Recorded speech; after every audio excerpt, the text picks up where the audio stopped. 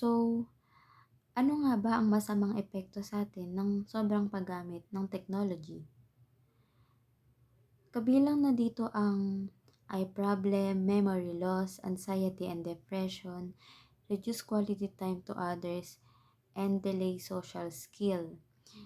Ilan lamang ito sa mga maaaring maging epekto sa atin ng sobrang paggamit ng technology. So, tignan natin yung larawan na ito. Makikita natin dito ang pamilya, kaibigan na magkasama, pero para bang magkahiwalay.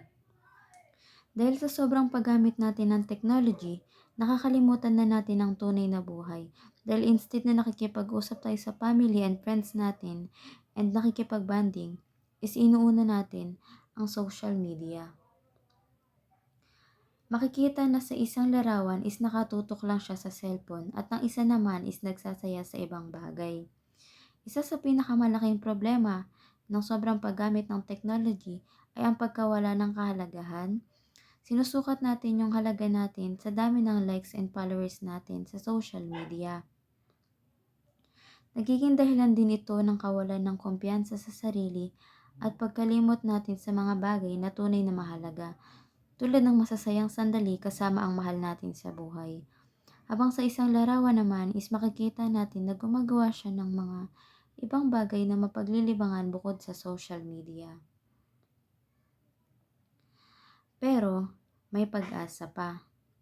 Ano nga bang pag-asa na pwede nating magawa dito? Pwede tayong gumamit ng technology ng may balance. Una, magbigay tayo ng oras na walang gadgets mula 7 hanggang 8 p.m. ng gabi. Gamitin natin ito para makapagbigay ng sapat na oras sa pakikipag-usap sa pamilya. Huwag natin paikutin yung buhay natin sa social media. Bumuo tayo ng relasyon sa ibang tao na nasa paligid natin and mag-start tayo ng mga bagong libangan na gagawin tulad ng pagluluto, pagtatanim, etc. Before natin buksan ang isang apps, tanungin muna natin ang sarili natin, makakatulong ba ito sa akin o maaari itong makasama? Gamitin natin ang technology bilang kagamitan para makipag-usap sa mga mahal natin sa buhay na nasa malayong lugar, hindi bilang libangan sa walang kabuluhan. Hindi natin kailangan alisin ang technology sa buhay natin. Kailangan lang natin itong gamitin ng tama. Pwede tayong magsimula ngayon. Ilagay muna natin ang cellphone natin sa isang tabi at makipag-usap tayo sa pamilya natin tungkol sa mga nangyari sa kanila ngayong araw.